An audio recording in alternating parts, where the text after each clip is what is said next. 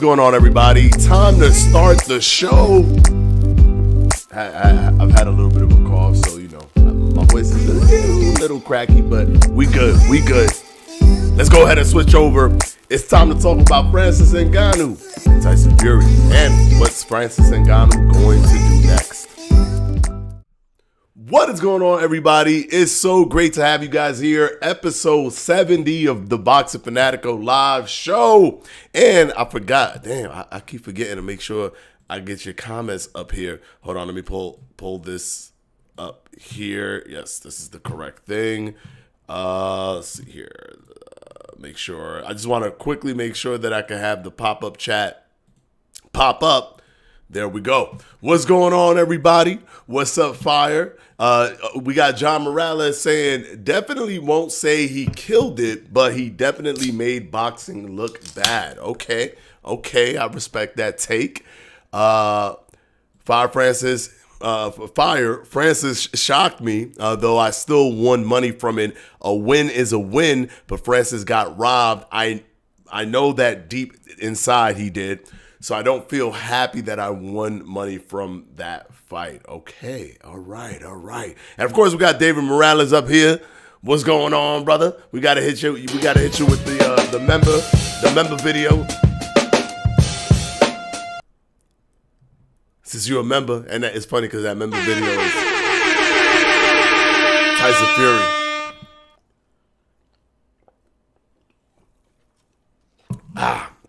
All right, let's take a look here. Hold on.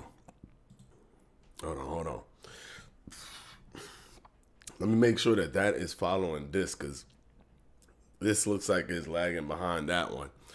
I got you guys on my left-hand side and on my right-hand side. All right, so let's talk about, no, he just exposed Fury as a hype job. All right, let's talk about all of this, everything. There's so many narratives that have come out of this fight since it happened. Also, there's been information that the pay-per-view numbers might be astronomical for this event. Granted, pay-per-view was everywhere, right? So you were able to buy it in different countries and all these different things. So it's not going to be like a one-for-one. If for example, it does a bunch of millions of pay-per-view buys, it's going to be fantastic, right? It's going to be another kind of brand awareness for Saudi Arabia, which is what they're trying to do with their entertainment and events whole strategy, where they're ramping that up to try to become the Mecca of entertainment. So it's going to be good for their numbers. I still think that they performed at a loss because of the fact that they weren't really trying to make money for that event to begin with. We got Hashim 47 in the house. For some reason, ain't nothing popping up on this over here, so I don't understand why. Trying to make what you guys are saying over here pop up over here, but it ain't popping up. Like, this is not loading. So let me close this out real quick. Let me pull it back up. I don't want to miss the stuff that you guys are saying. Here we go. Let's go, champ. There we go. Let's close that out. All right, here we go. Let's go, champ. Hashim 47 in the house. What's going on, brother? All right, so it's good for their event. It's astronomical numbers from what I'm hearing that we're going to get told that astronomical numbers, right? North of 2 million pay-per-view buys, something in that area, which is crazy. But remember, it's worldwide. It's going to be a good number to use for the continual marketing for Saudi Arabia, doing all the entertainment stuff. But then it also all lived up to the hype, right? It was supposed to be a circus fight. It was not supposed to be a real fight in any way, shape, or form. We've seen the song and dance before. What happens is, a pro fighter or somebody with intensive, or even a small amount of boxing experience goes up against an MMA fighter, and the MMA fighter 9 times out of 10 falls short. The 1 time out of 10 where they do not fall short is Francis Ngannou, right? Like, that's how it is. It doesn't matter who you are. Tyron Woodley can't even beat, Jake Paul, who's pretty green when it comes to boxing. The only other person that in my memory that did well, that did decent, is Anderson Silva. Other than Anderson Silva, we've had no one that even has come close to Anderson Silva. And even Anderson Silva lost to Jake Paul. So if you put Anderson Silva with Jake Paul, he lost, but he beat Julio Cesar Chavez Jr., who was retired or whatever. So, but either way, without a doubt, Francis Ngannou's performance against Tyson Fury is the greatest crossover performance of all time, in either direction, right? Even if from boxing to MMA, which has happened, what's his name? I forgot. James Toney has done the crossover. Obviously, it wasn't successful, but boxers have crossed over to MMA as well. And to me, Francis Ngannou, he had the greatest crossover performance we've ever seen. And it's not only because he did well in the fight, it's because who he did well against, which was Tyson Fury. All right, so let's start talking about the fight itself and if, in fact, this killed boxing. Now, one thing that I will say is I don't know why people have this whole thing where it's like every time an MMA fighter fights a boxer, it's not just an MMA fighter fighting a boxer. It's the MMA community versus the boxing community. It's always painted that way, and the community always receives it that way. So basically, it's like team MMA, team boxing, and it ends up being this like battle of the communities, right? So whatever happens, if somebody gets a good knockdown or whatever, people get happy for their community. So granted, taking all of that information for Ngannou to not theoretically, but technically in a lot of, well, definitely not technically, in the eyes of many people, look like he won the fight. That is a major W for the MMA community. But it was one fight of so many crossover fights that we've seen. One of so many. And with all the other ones, you have fighters like Tyron Woodley getting knocked out cold by Jake Paul. So I wouldn't say that this proved that MMA is better or whatever because an MMA fighter beat a boxer. I wouldn't say that. Because even if you want to say, oh, well, but this was like the best fighter, we've had those type of fights too, where the best boxer fought an MMA fighter, right? When Floyd Mayweather fought Conor McGregor, and Floyd Mayweather still, beat Conor McGregor. So even if you want to say the Jake Paul stuff is like, that's not the highest level, this is the highest level, Floyd Mayweather technically is the highest, at the time, was the highest level that you could fight. And Conor McGregor lost. I think it's just a perfect storm of so many different things that allow for Francis Ngannou to win. with the added flavor that Francis Ngannou is a 1 in a million type of fighter. All of those things had to align for this to happen. All of those things had to align for this to happen. So, one, the heavyweight division, and I've said this so many times. I say this every time. The best chance for a novice person or for a person that doesn't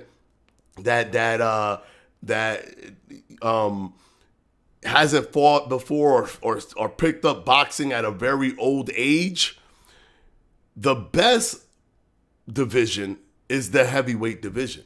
Because the higher you go in each weight class, the less amount of skill, technical skills, is actually required, because the fighters themselves in that weight class don't carry all those skills. The heavyweight division is all about now be big as you can, as tall as you can, as big, whatever, be big, so you have good power, so you have the ability to absorb punches. So it allows for someone who, if they just have an innate ability to fight, to be able to step in and have the best shot possible versus all the other weight classes. You have the best shot possible at heavyweight, in my opinion, if you're coming in there as a novice, being green or whatever. Granted, that still don't mean that you should be beating somebody like a Tyson Fury, because he's Tyson Fury.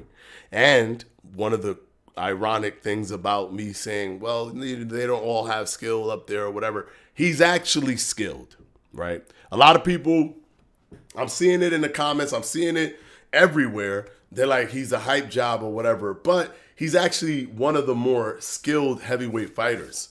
When it comes to actual skills, he has it. He has it. He knows how to move around in the ring. He knows how to pick his shots. He knows how to maneuver. He has really good defense. He used to have good cardio. I don't know what happened with this fight. But either way, he has a lot of tools in his toolbox as a heavyweight champion.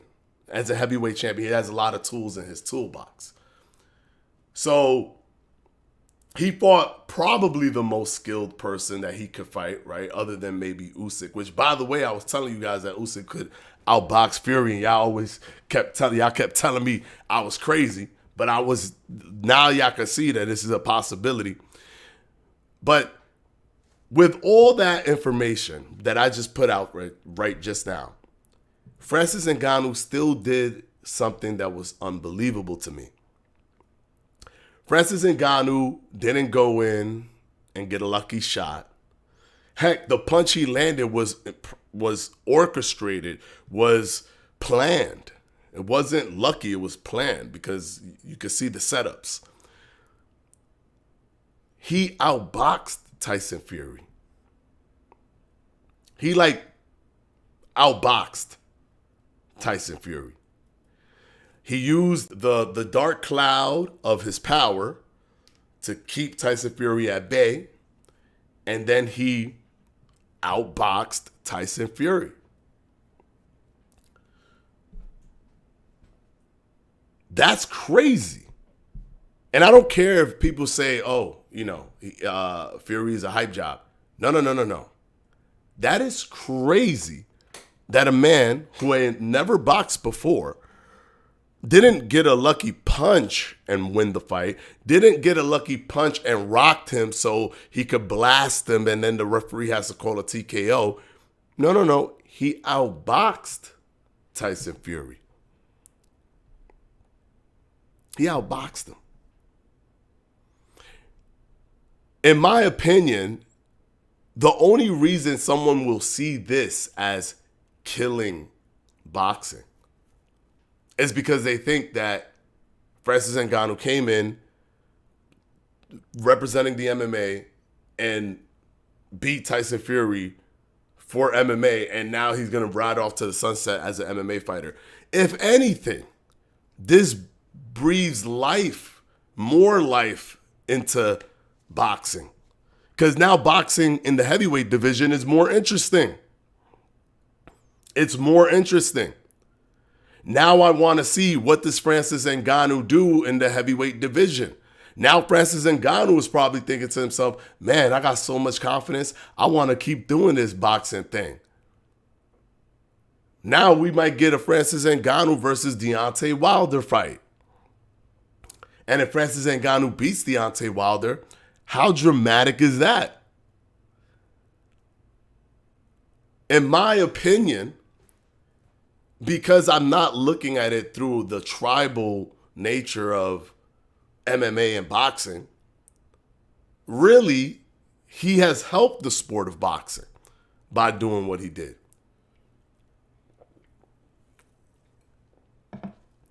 Now, anybody he fights, we're going to watch. If they put him in there with Anthony Joshua, we're going to watch. If they put him in there with Deontay Wilder, we're going to watch, and we're not going to joke about it. We're not going to laugh at it. We're going to watch it legitimately.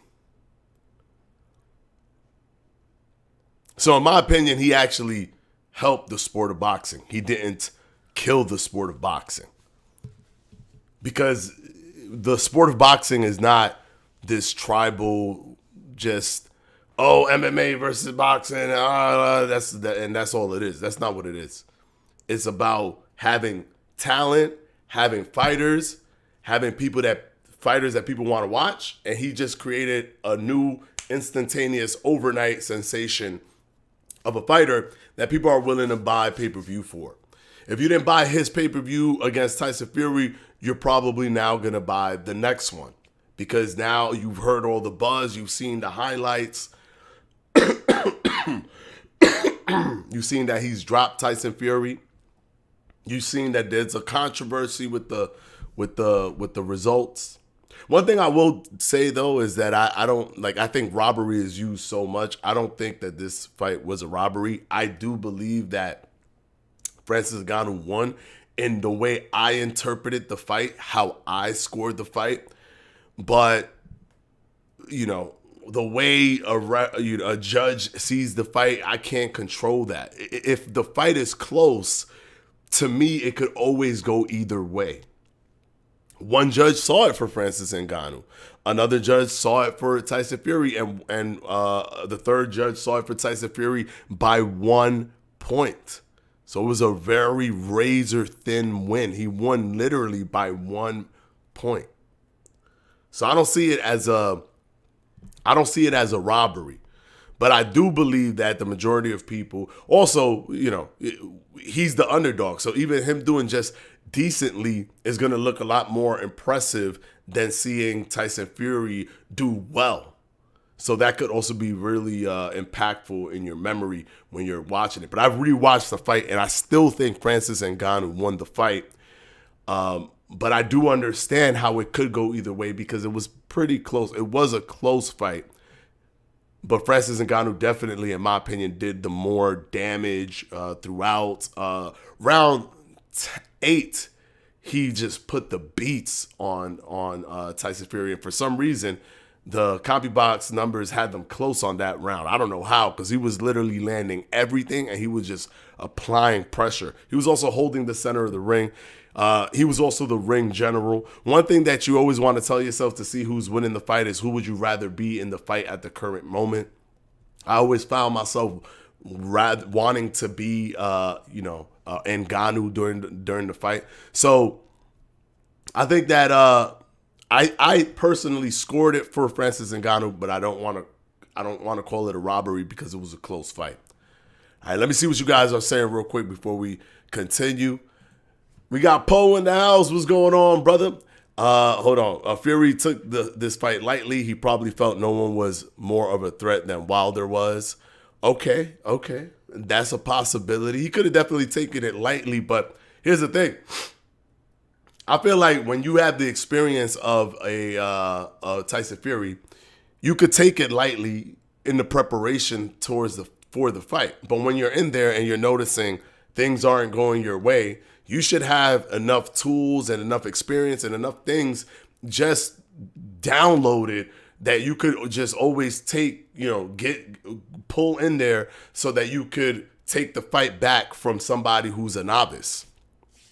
He wasn't able to do that. I'm sure that he wanted to do that because what transpired is pretty embarrassing for him. So I'm sure that he wanted to do that, but he was just never able to get himself to the point to do that, which to me is still crazy. He still, even if he didn't prepare, even if I give him that he didn't really prepare, he should still be able, as a experienced boxer who's been through the gamut, who's fought people like Vladimir Klitschko, who's gone 3 fights with Deontay Wilder.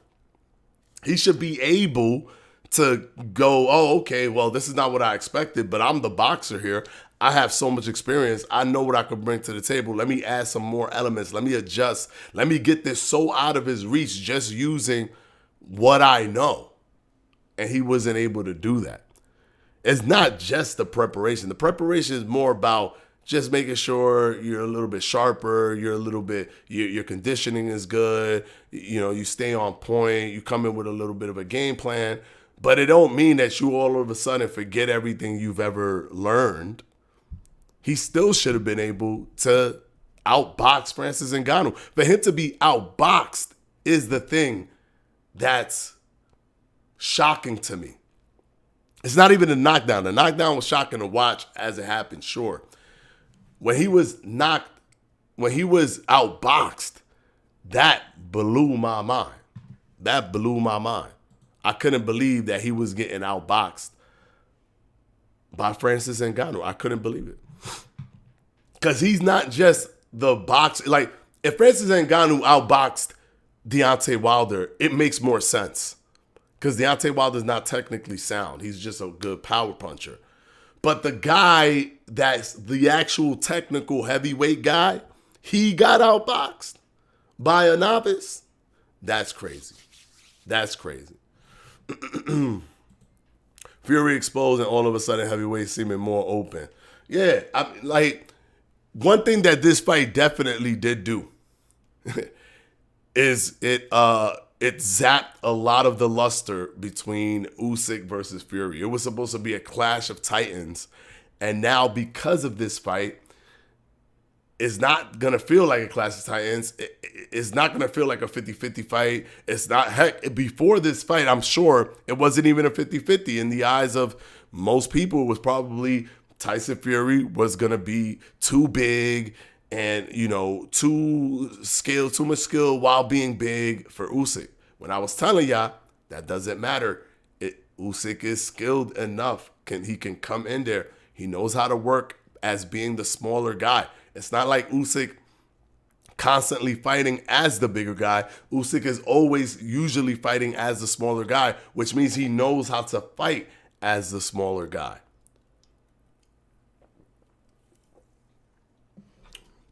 Now, what I've been telling y'all about Usyk versus Fury don't seem so crazy anymore. It don't seem so crazy anymore. All right, let's see here. Let's see. If Francis was sloppy and just not looking great and still beating Fury, that would have killed it.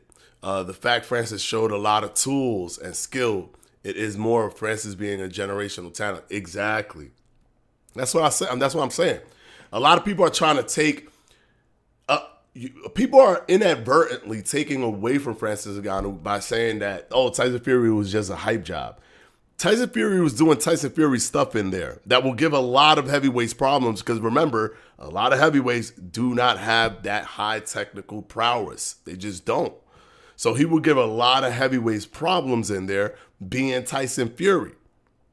The thing is that Francis was able to actually outbox him while he was doing that.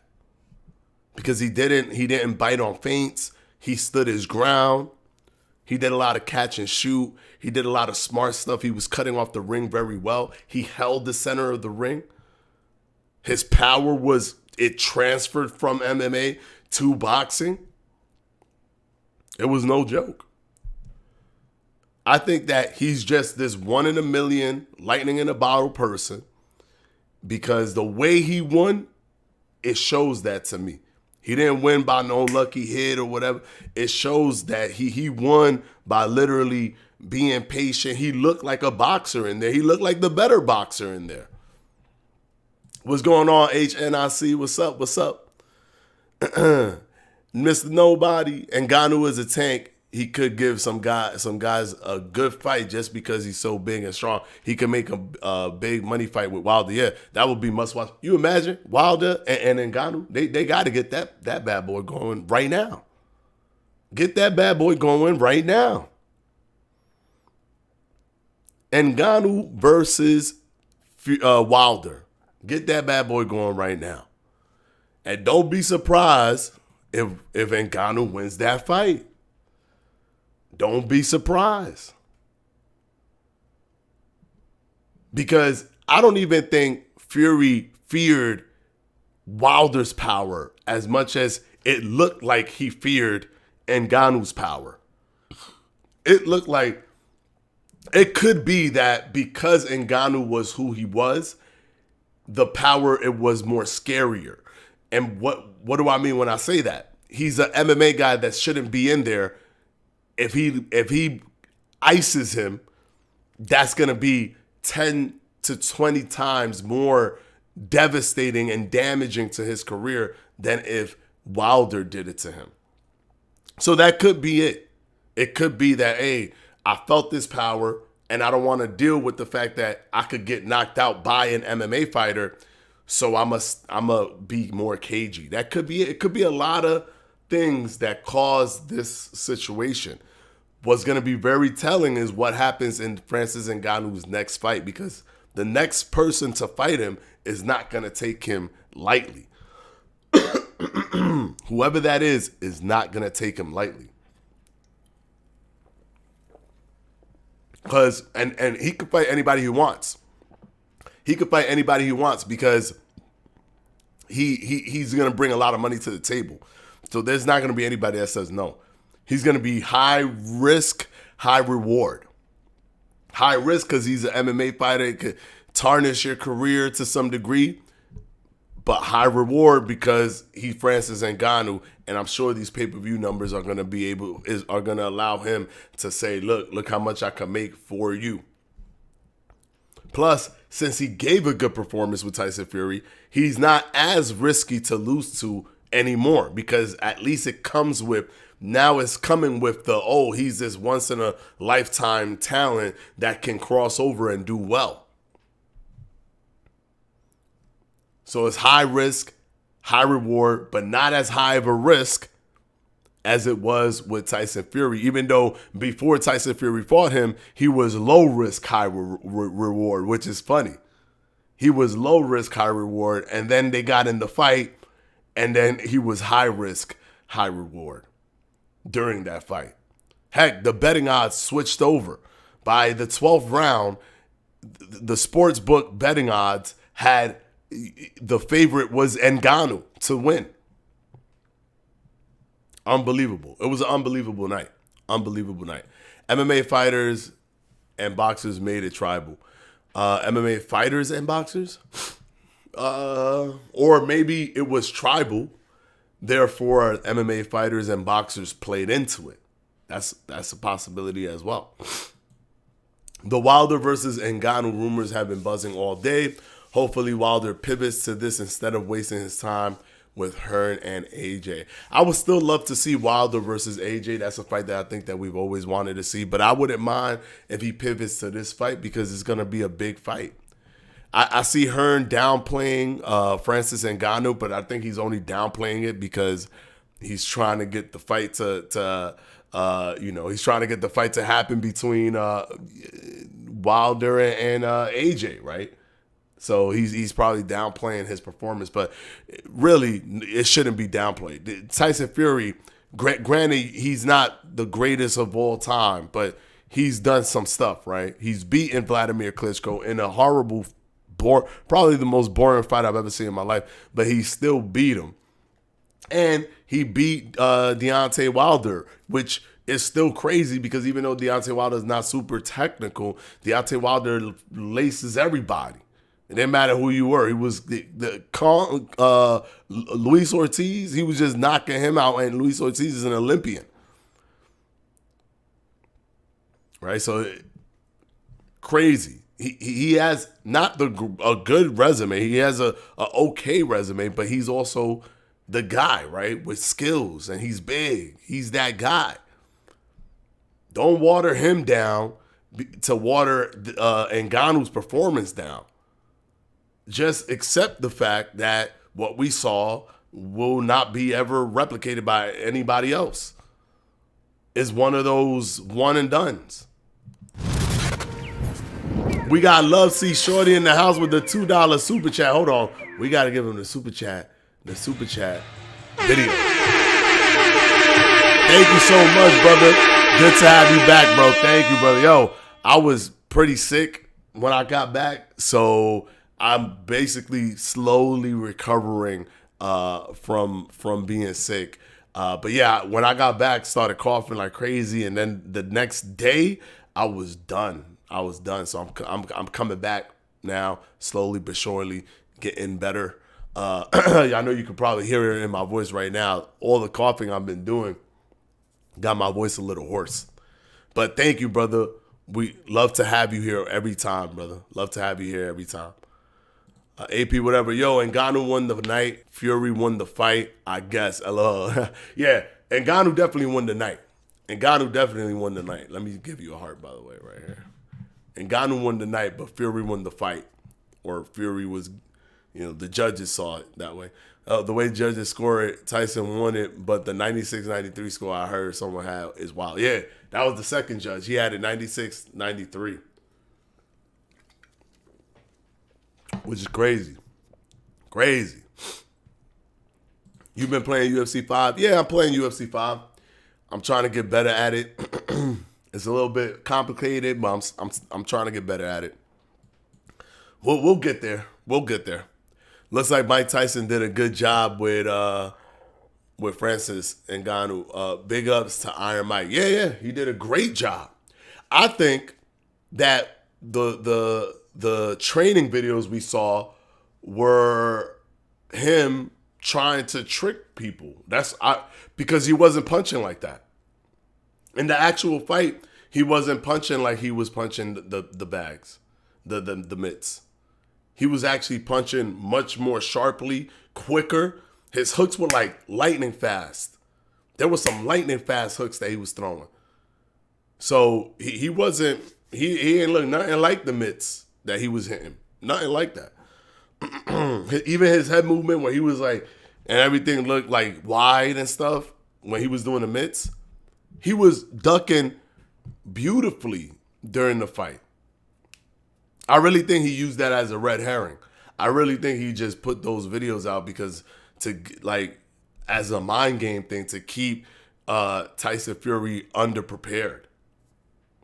I truly believe that. So that Tyson Fury would look at the videos and be like, oh man, he's gonna be simple. Like this is gonna be even easier than I thought. And then he don't train as hard.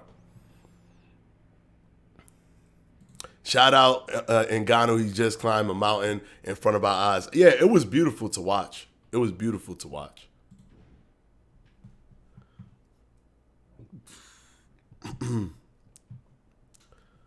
King of 47 said Ngannou versus Crawford is the biggest fight in boxing. You're bugging. You're bugging. No, pro boxers should never put down by MMA fighter, regardless of how many world titles they've won. No pro boxer should ever be put down. I mean, fighting is fighting, right? Anybody could get a lucky shot. The thing that's crazy to me is not getting the lucky shot, because anybody could get a lucky shot.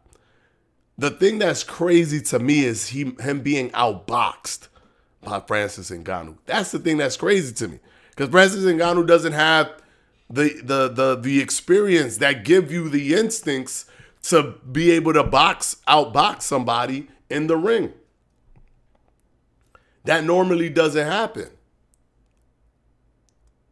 Usually, from the experience of fighting, you get that kind of the instincts that allow you to do certain things and be able to box effectively. But he doesn't have that. Not in the sense, not in the archetype of a boxing fight. He has it maybe with just combat sports, period. Like just seeing another man trying to hit him and dealing with that.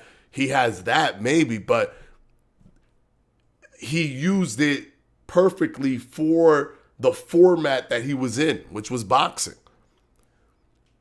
And for Tyson Fury to be a technically sound boxer and have that experience, so that means the instincts are on your side, but somehow Francis Ngannou was still timing you, was still reading you, was still cutting off the ring, which cutting off the ring has an element of reading your opponent's movements and understanding where they want to go and trying to get there before they get there and closing the gap.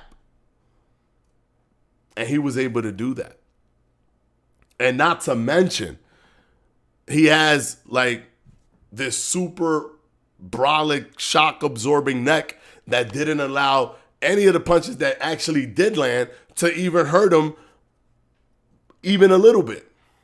While all his punches that was landing against Fury was bothering Fury the entire night. And it looked like he has power in both hands. It looks like he's as proficient, orthodox, and southpaw. Like, what can this man not do? What heavyweight are we seeing just switching like it's nothing? Like switching and being successful, and then switching back and being successful, and then switching back and being successful. Just switching from southpaw to orthodox, like that's how you're supposed to fight. And it looked completely comfortable for him the entire time. Heck, he knocked him down when he switched. Like, he did the knockdown when he switched. Crazy, man. Crazy. He's going to make good money at PFL now, too. Yeah, now he's a superstar. He was a star because he was the heavyweight guy in UFC. He was like a star in that respect. Now he's a superstar. It's amazing how these one fights just boom catapult you to superstar status. That's where he's at right now. The two biggest punches in the history of the two sports meet to settle who's the hardest puncher ever. Yo, that's going to be so fire if they do that fight. Just do it because it's going to, like, you could name it the hardest puncher, battle of the hardest puncher or whatever you want to call it in respects to power, in respects to having power. And it will sell, like it will sell so well. It will sell so well. And we get to see like what's going to happen, you know, like what's going to happen now with Francis Ngannou. Is like, was that just a fluke win or win a fluke performance? Or is he like the next number one guy, right? In the heavyweight division? That's crazy to think about. That is crazy to think about. That Florida weather, LOL, bro, man. I guess that's what it is, man. I hope it wasn't because, I mean, I was on a cruise ship, so, we're all in one little spot. We're stopping in different places and getting off, but we're all kind of like in one little spot, all going to the same things. So I don't know. Maybe somebody was sick on the cruise and it got me sick, but who knows? And God was actually fast for a big guy. It was really fast. He was very fast for in respects to his height and weight. He was very fast. Nice little, like nice, quick, snappy hooks. Very, very fast. Willie Pete MMA guys can punch too, bro. Yeah, they can. And it's boxing, man. I mean, it's fighting. Anything can happen. In my opinion, Fury kept relying on that head feint. 1-2. Yeah, he did that a lot. He did that sequence twice in a row and got read it and countered it with the left hook. Yeah, that was how the knockdown happened. Because he was like, boop, boop. And then he went, boop, boop, again. And then Ngannou blocked the first one.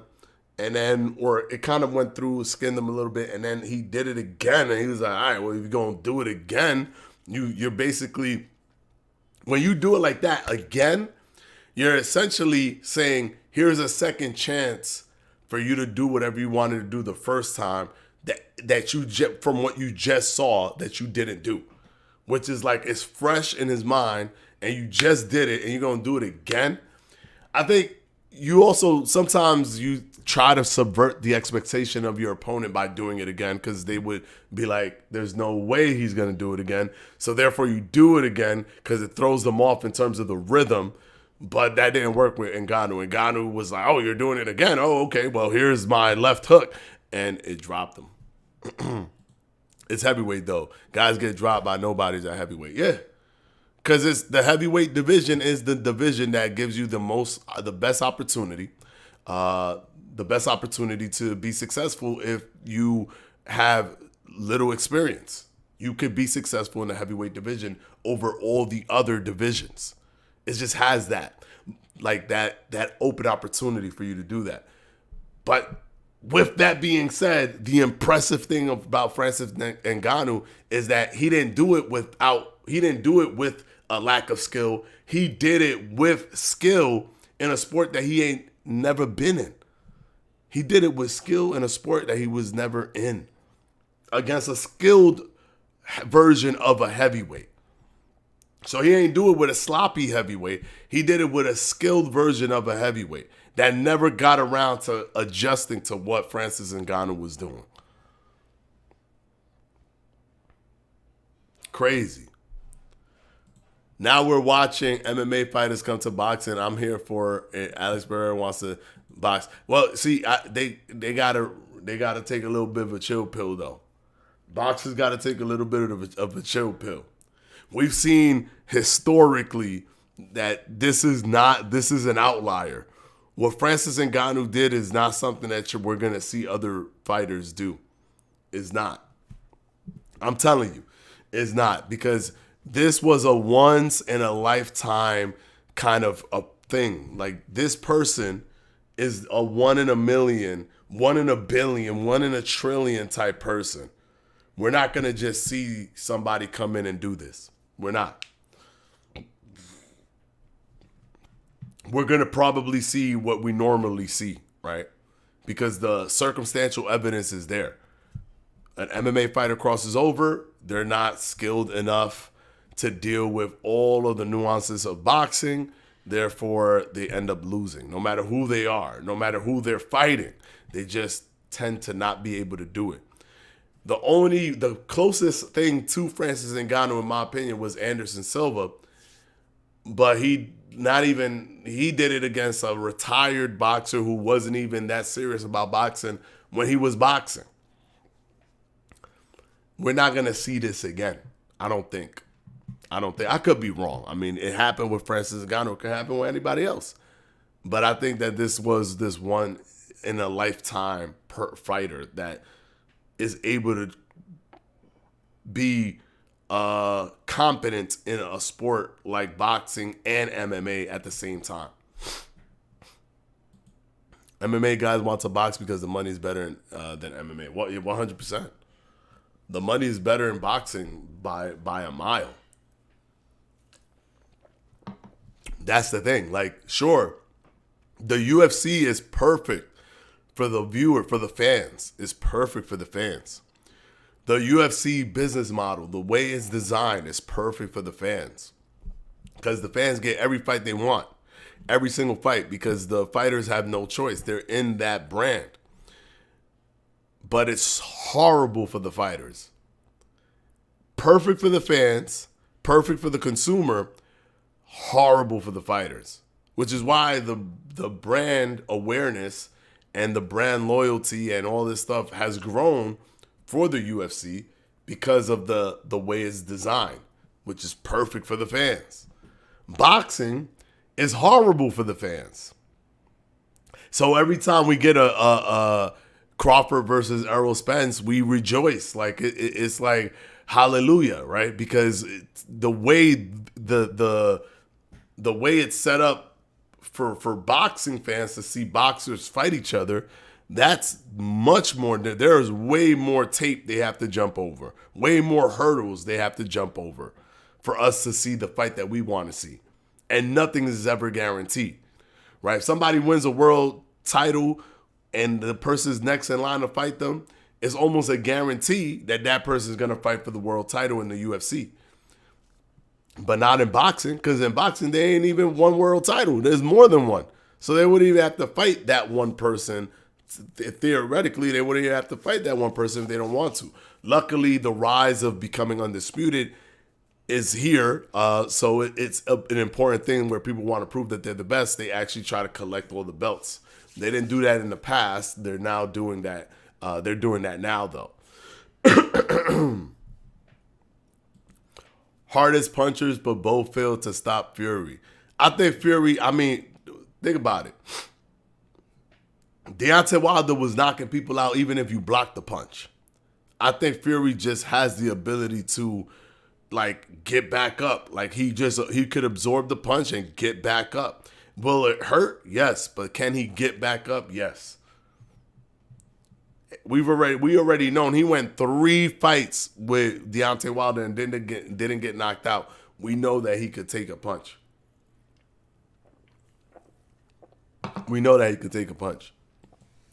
Little Rock said it. Legends about. Hit the like button. Hit the like button, guys. If you haven't, please hit the like button. It helps the channel out tremendously. And hit the subscribe button if you haven't either. That also helps the channel out because you get notified when we go live and when we put out a video. Steve Cunningham dropped Fury. He should be on the list of the hardest punches ever too. Nah. Anybody, by the way, anybody could drop you, but we know that Deontay Wilder has power. We've seen it. We know he has power. So for him to have that power and land on Fury so many times and drop him so many times and have Fury get up, we know that he can take these shots and get back up, right? You can't just do it by who got knocked down, by how many people, because there are people that have more power than others, but you just won't get hurt by that person for whatever reason because you didn't get caught. Floyd, you think Shane Mosley is the hardest puncher that Floyd's ever fought? No, but that's the hardest punch he ever took in his whole career was Shane Mosley when he almost went down. But then he went and fought people like Miguel Cotto, right? He fought people like Oscar De La Hoya. Shane Mosley was not the hardest puncher that Floyd ever fought, but he just got caught by him.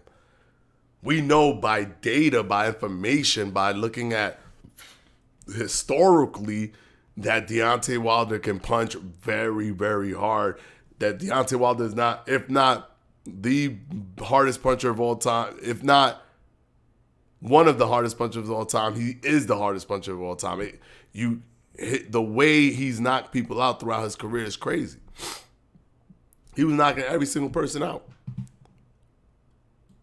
He's actually knocked everyone out that he's ever fought, except Fury. That's the only person. Think about that. You would have thought that Fury would have been able to read and counter Ngannou. Yeah, because the MMA fighter's wider stance. Yeah, but the thing is that MMA fighters have wider stance, and Ngannou looked like a boxer in there. He didn't look like an MMA fighter. There was some MMA fighter tendencies that he had in the beginning of the fight, but somehow magically cleaned it up. Right? When he was doing this, when he had his hands out like this, and he was just doing this a lot, and Fury was taking advantage of that, he adjusted and started just guarding like a boxer, just trusting the guard, and instead of having to swipe down, he was just guarding. Miraculously, under the heat of battle, he adjusted in a boxing ring where he's never been in a boxing ring before on a professional level. It was incredibly impressive to see. Incredibly impressive. My hardest punchers ever comment was about the way the fight would be sold. Yeah, yeah. That's what I was referring to also. Like they could sell it as you know, the hardest puncher, the the hardest puncher in the world, or the power. They could just call it power. Power. Just like that. Francis Ngannou versus Wilder. Power. And it would all make sense. It would all make sense. I've already heard John Jones might be looking to cross over. Are they going to let him do that? Is the UFC going to let John Jones cross over? Because I don't know. I think that they tested the waters with that whole crossover thing with Conor McGregor, and sure, it was amazing for Conor McGregor, but I think it was just moderately good for UFC. Maybe it was good for UFC overall, but not with their Conor McGregor brand, because after that he wasn't the same. After the Floyd Mayweather fight, he wasn't the same.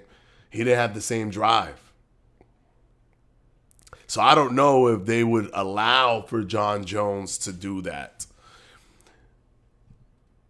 If he does do it, I think the fight that would make the most sense is for him to fight Francis Ngannou, but I don't know if they would want him to fight Francis Ngannou. So I don't, it's so much politics in there that, it's too difficult.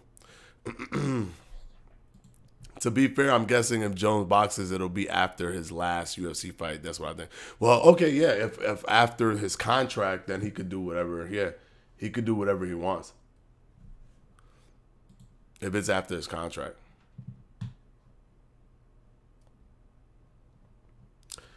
Because with McGregor, you could tell he didn't care anymore. Like, yeah, he didn't have the same drive because of the boxing check. Yeah, exactly. Ken 313. You could tell he didn't care anymore. It was like, imagine fighting for like almost 50 million or whatever you were fighting for, like 60 million, 70 million, 80 million, whatever he got on the table for Floyd, not to mention the back end for the pay-per-view that was massive. The second most bought pay-per-view in the history of the sport, or the second most bought pay-per-view period in pay-per-view history. And then you're going to tell him, oh, here's, 10 million, 15 million, 20 million, whatever the heck he was making for his fights in the UFC. It doesn't feel significant enough for him. And if he's driven by money, which it feels like he's driven by money, that's going to be a hard pill to swallow. Like to be motivated or get up and do what you're supposed to do to keep winning those fights in the UFC. I think Francis Ngannou put excitement back in the heavyweight division. I agree with you, Scullo X-Men. I agree with you. When I posted this question, did Francis Ngannou kill boxing? And people came in here saying, oh, no, he didn't kill it. Tyson Fury's just a hype job, or no, he definitely made it look bad or whatever. I don't think it's any of that stuff. I think him doing what he did breathes life into the heavyweight division, which in turn breathes more life into boxing. Because now we have a star, another star, a new star. We need stars. We got Tank as a star. Ryan Garcia is a star. Devin Haney's a star. Shakur Stevenson is a star. Tyson Fury's a star. Deontay Wilder's a star. Now Francis Ngannou is another star. Canelo Alvarez is a star, but Francis Ngannou is as well. Even at 37, it's fine because it's the heavyweight division, El Hulo. It's the heavyweight division. This is the division that George Foreman came back at like almost 50 years old and won the world title. The heavyweight division is the best division to be to have all of the flaws. You could have him at the heavyweight division. The way he fought at 37, that's him at 37. He got 2 more years doing that. He could do that for 2 more years. And he'll be solid. He'll be lit. And he could get a bunch of fights in 2 years. He's just another person that's going to bring more eyeballs. And even if, let's say, he fights for 2 more years, 3 more years, and then he's done, he still infused more eyeballs into the sport. Jake Paul, love him or hate him, infused more eyeballs into the sport. If Jake Paul never boxes ever again, his impact has been felt in a positive way already with the sport of boxing. That's the reason why Showtime pays Canelo Alvarez $100 million, because, or now they're done, but for example, when they did it with Floyd, Showtime overtook HBO as the #1 spot for boxing, even after Floyd finished boxing. Because the perception was that this is the spot where the best fight each other. Because Floyd is here and Floyd is the best. Or Floyd was here and Floyd was the best. So just having another star helps infuse more fans, that even if that star goes away, the fans are still there. He was a gateway to fans watching the sport, because he's going to end up fighting a Wilder, and they're going to see who a Wilder is. He's going to fight an AJ or whatever, if he does this. Then they'll see who an AJ is. He'll fight an Usyk. They'll see who that, and they'll see all these different people. They'll see these undercards. They'll see all these different things, and it'll help create a gateway to them being full-time fans of the sport. Ngannou will KO Wilder, in my opinion. We need to see that, because Wilder hits hard. I want to see how Ngannou takes a Wilder punch. That's gonna be so interesting, because he looked like he could take any punch. Because nothing that Fury threw did anything to him. I want to see how Ngannou takes a Wilder punch. That's what I want to see. And if he could take a Wilder punch, it's over. It's over for the entire division. He gonna smoke everybody. Because then he's not even going to be scared to get hit. He was not scared to get hit by Fury. And Fury was scared to get hit by him. Eddie Hearn talking about Rumble in the Jungle 2 somewhere in Africa. Joshua versus Ngannou. You guys want to see that? Yeah, 100%. I want to see Francis Ngannou versus all them guys. Wilder, AJ, let's do it. Let's do it. Even that fight. If Usyk and Fury happen, which that fight is next, and he goes in there and fights, and Usyk, for example, beats Tyson Fury, I would love to see Usyk versus Ngannou, and I can't see Ngannou saying no, and I can't see Usyk saying no. Usyk want all the smoke, and Ngannou want all the smoke.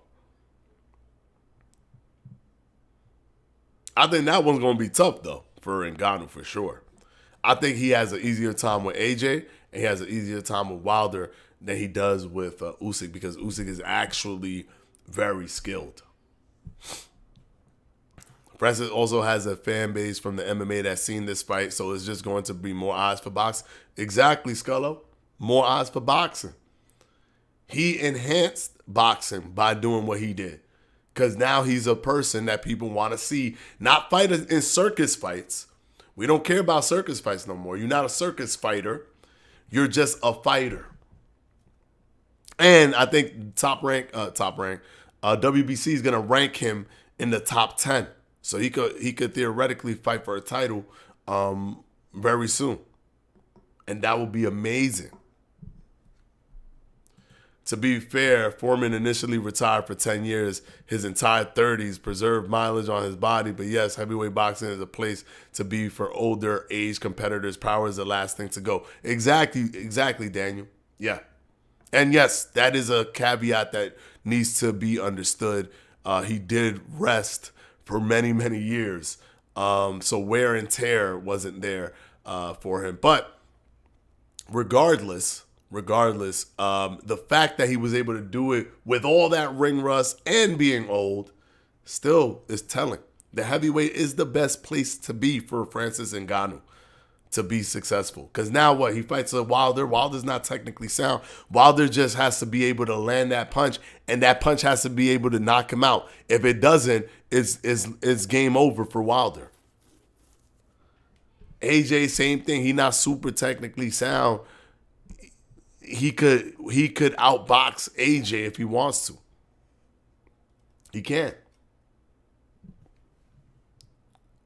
Yeah, Francis ate that elbow too. Yeah, everything. It didn't matter what he threw, even when he elbowed him. Joshua said he doesn't do gimmick fights, but he wants to now. Because it ain't a gimmick fight.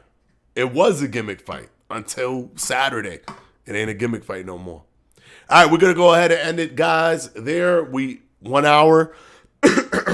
Always end it at 8 o'clock every Mondays, Wednesdays, Fridays. Don't miss it, guys. Mondays, Wednesdays, Fridays. Come over to this channel. We go live. We talk boxing. We talk in real life boxing. Every Mondays, Wednesdays, Fridays, 7 p.m. Eastern Time to 8 p.m. Eastern Time. Hit that subscribe button if you haven't. Hit that notification bell because it definitely lets you know as soon as we go live. Just in case you forget what time it is, at least we'll send it to your phone so you don't have to think about it. So go ahead and hit that subscribe button so that you can go ahead and give yourself that convenience of not having to think about the times that we go live. Also, just subscribe because we put out videos throughout the week where we talk about boxing. If there's something important, a video will go up. Normally also after a fight, we normally do a post-fight video the next day. And for some of the fights, we go live and do a watch-along. So if you want to have boxing information and you want to get it in the high quality, go ahead and hit that subscribe button for Boxing Fanatico. We're going to go ahead and end it here. Hopefully my voice gets a little bit better.